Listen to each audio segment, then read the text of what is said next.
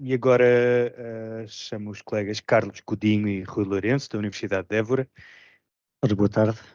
Vou apelar ao meu poder de síntese para falar em 5 minutos, para deixar tempo ao Carlos. Venho aqui falar-vos de um projeto, que é o Programa Noctua Portugal, e o contexto das aves é peculiar. Portanto, as aves têm uma tradição de muitos anos de envolvimento da sociedade, de pessoas de diversas áreas que têm este gosto particular, e nós usufruímos um pouco ao trabalhar com aves deste interesse geral da população. A origem deste projeto vem também tirar partido da organização civil, neste caso de uma ONG de ambiente, a Sociedade Portuguesa para o Estudo das Aves, e surgiu um pouco dentro desta ONG um grupo de trabalho, que é o Grupo de Trabalho sobre Aves Noturnas, que curiosamente reunia 3 investigadores doutorados, onde eu me incluo, mais o Ricardo Tomé e a Inês Roque, que trabalhámos com aves noturnas. E o desafio foi então criar um programa de monitorização de aves noturnas a longo prazo, com estes 2 objetivos, portanto, obter estimativas a longo prazo da tendência populacional das 10 espécies de aves noturnas em Portugal, e estimar o tamanho da população e estudar as variações da distribuição. Ora, isto tem as peculiaridades de serem aves noturnas.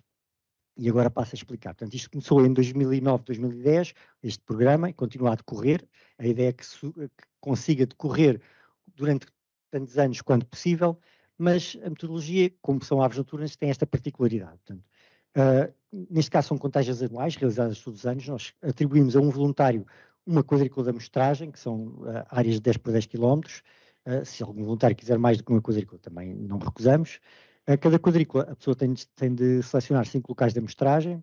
Em cada local vai realizar 10 minutos de escuta de vocalizações, e isto em 3 épocas do ano: inverno, início de primavera e fim de primavera. Ou seja, significa que estamos a pedir a voluntários que trabalhem à noite, sozinhos, ou, se possível, acompanhados. Portanto, tinha esta particularidade e não sabíamos qual seria o efeito inicial. Tentámos sondar as pessoas.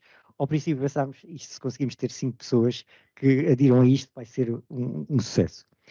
Depois acabámos por criar 2 censos específicos, também paralelos, em 2 anos distintos, focados em determinadas espécies para as quais ou não tínhamos muita informação das contagens anuais, ou que queríamos, no fundo, aprofundar um bocadinho mais.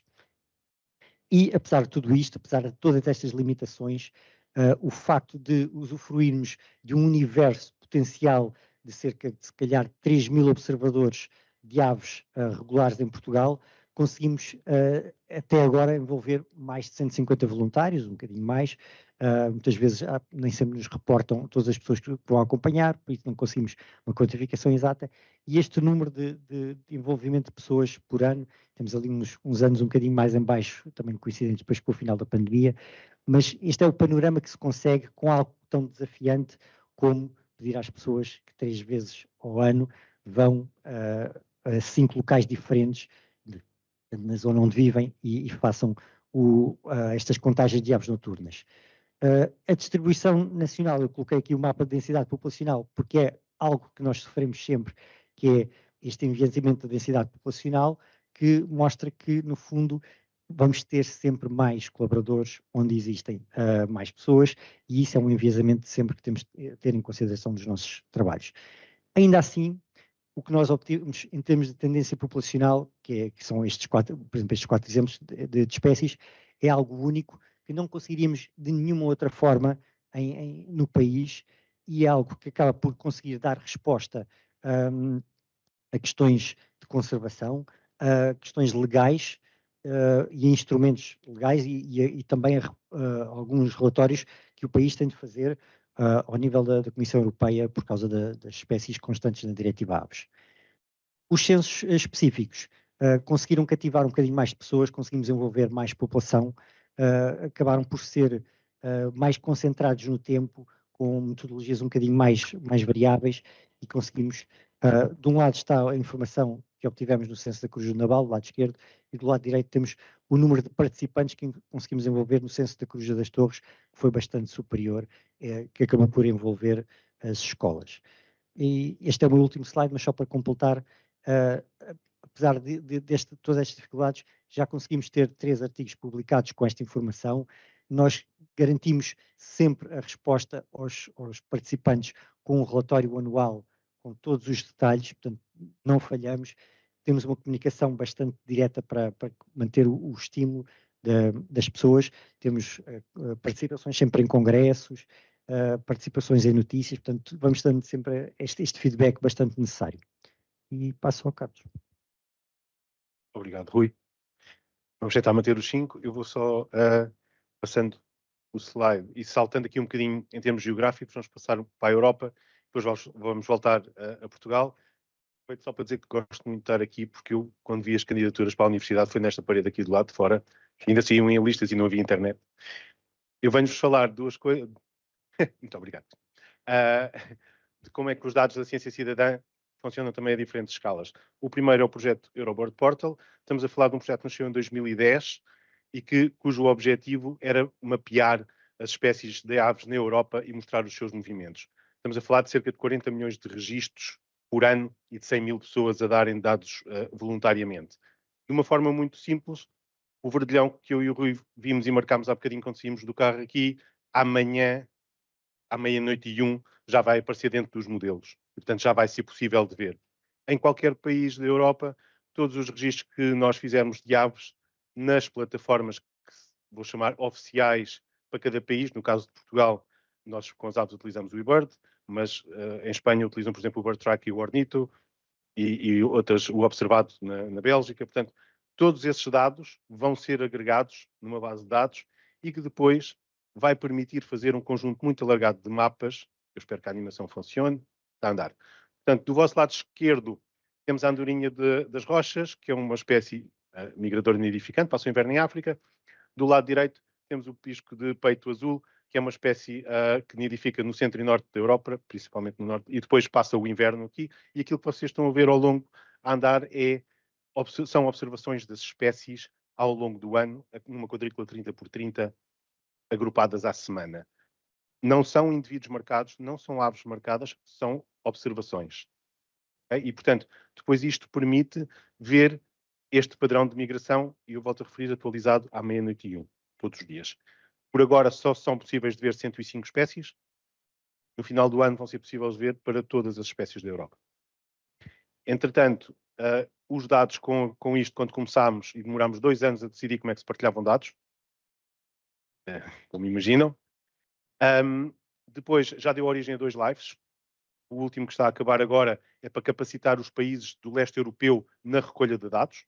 Portanto, para não haver este enviesamento de países com muitos dados e outros com menos. E depois deu ainda origem a outros 2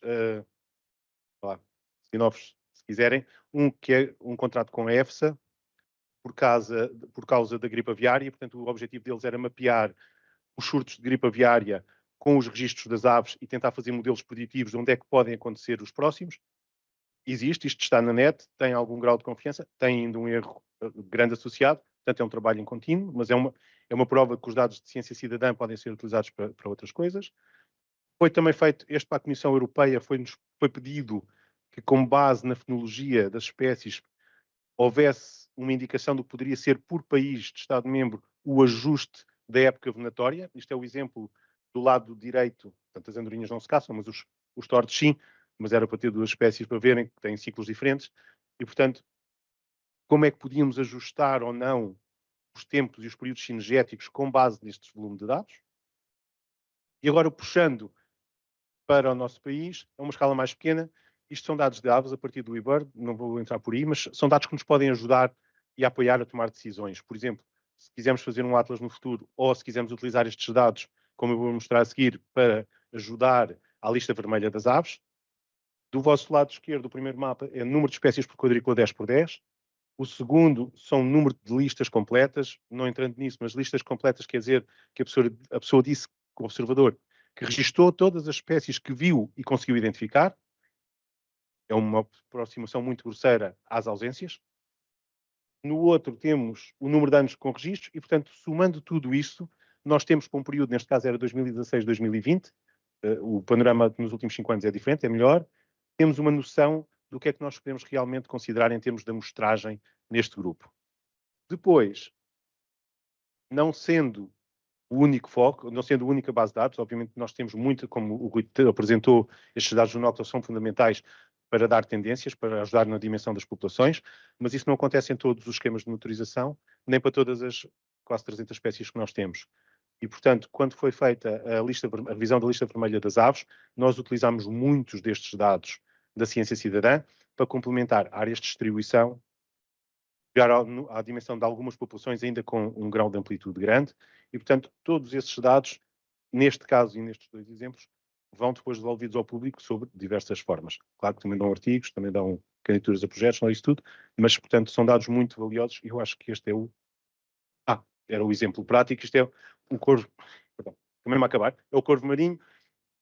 São os dados do inverno, dos últimos 5 invernos, no mapa do lado esquerdo, a quadrícula 2x2, no fim de terem sido limpos os registros e validados, portanto foi aquele mapa final, que permite calcular uma tendência, seguindo o mesmo padrão dos gráficos como o Rui tinha, e aqui só para chamar a atenção que o primeiro ano, os primeiros 2 anos, são um bocadinho mais enviesados do que os outros, porque a espécie tem uma tendência e, portanto, nós depois também temos, porque o eBird, quando entrou em ação, foi em 2010 e há nitidamente um boom de outras coisas e só temos de ter atenção quando depois trabalhamos estes dados, recolher e retirar o máximo de enviesamentos possíveis. E é só. Obrigado.